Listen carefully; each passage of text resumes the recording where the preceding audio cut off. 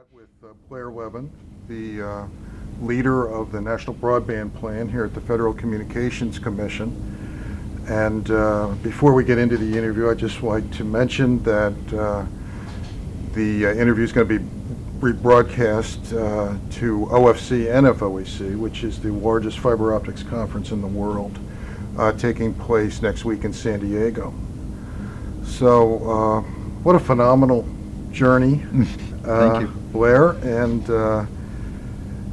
I was curious, first of all, if you could maybe just on background give us a little understanding of maybe what some of your expectations were coming in when you first started the process, what you learned along the way, and then maybe for people who aren't fully familiar with the plan to this point, maybe 3 or 4 takeaways that they might keep in mind when they start to hear, because I'm sure we'll all be hearing more and more about the broadband plan moving forward. Yes.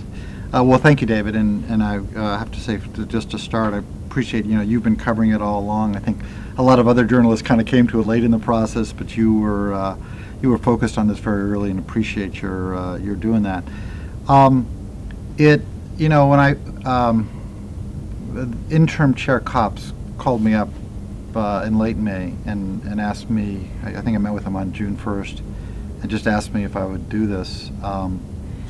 If you were to ask me at that point in time what my expectations were, I would have said something to the effect of that I thought Congress got it profoundly right in terms of the actual legislation.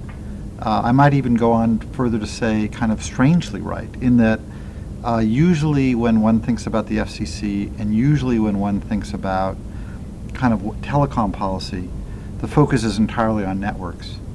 But Congress wisely told the FCC that when thinking about a national broadband plan, it should think not just about making sure broadband is everywhere, making sure that the networks are better, but also thinking about how do we use broadband? How do we use it to achieve certain national purposes?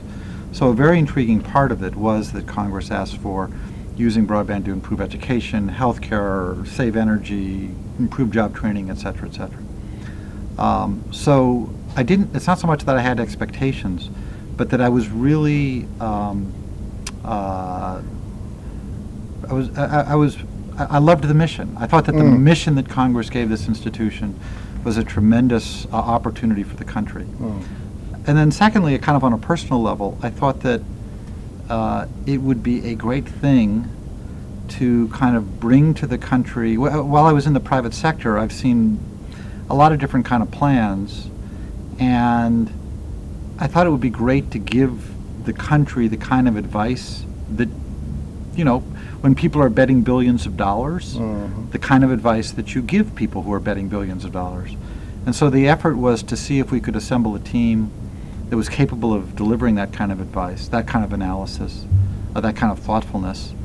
And that was a challenge. I think we largely succeeded, so I'm very pleased. I think that most people who read this will say, I'll agree in parts, I'll disagree in parts, but as a work, it's as good a piece. In fact, it's much better than what most people have come to think of as being the kind of stuff that the FCC or other government agencies do. I'm proud of that. I deserve very little credit for it, other than recruiting a very, very good team of people who really did thoughtful, hard work, looked at data, thought about trends, thought about technology, thought about economics, and tried to produce a very usable document for government policymakers. I think one of the things that we've all been through in going through this process is that our awareness has been increased about broadband. There's almost a theory of broadband relativity that's come about when you start to see what the opportunities are in education and telehealth and smart grid. Is awareness of the potential of broadband helpful on a national consciousness kind of level? I think it is. One of the things that we struggled with is how to be simultaneously visionary and practical. Lots of people say lots of things that can be very visionary, but unless you have practical steps to move there, it doesn't do much good. On the other hand, if you are focused on the practical steps, you don't excite people's imagination. One of the most interesting things that happened in the process, to me, was Google's announcement of bringing fiber everywhere. We had talked with Google about it. Obviously, they had mentioned some things. Companies come to us and talk confidentially about certain things they're planning. It is fascinating to see all these cities that want that Google fiber. The interesting thing is nobody knows what anyone's going to use it for, right? But the notion that these cities want it, and I don't know, of course, but I think that when we see the applications, we will be astonished at the number of cities that want it and how excited they are by that. Broadband, kind of like the Wild West, has a certain mythical sense of it's very attractive to the way we think of ourselves as Americans. It is the frontier. It is the place where great fortunes can be made. It is the thing that legends can be created, because obviously we don't know what a gigabit application is, right?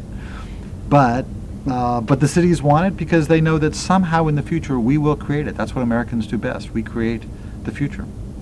And your goal number one was a high-end broadband goal, right. the 100 megabits to 100 million homes by 2020. And when you're in the fiber optics community, your ears prick up a little bit and say, how can I help to enable that process? Yeah. So, are there opportunities there for the fiber optics community? Well, I think there are, but the truth is I don't know. And one of the things we were very careful about, and I should say, as to that goal, we also very consciously make sure the word affordable and actual is in there.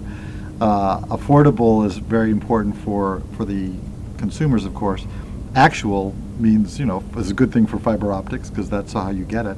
Right. Though I think the cable plant is capable when you go to DOCSIS 4. At 3.0, it's up to DOCSIS right. 4. But a lot of that is pretty fiber deep that's as right, well. That's right. That's the right. HFC network. Yeah, but our point is we did not want to replace the private market as the allocators of capital. We don't know whether the market will really drive the 100, and there's no, these are goals. They're a compass.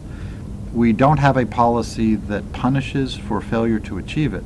What we want to put in place are market dynamics that will hopefully drive it in that direction. If we don't come up with the applications that really drive it, then it won't happen. And that's kind of one of the big takeaways. One of the learnings is that you can say if you build it, they will come, but the truth is there's a certain kind of ecosystem. It's like the old days of Wintel.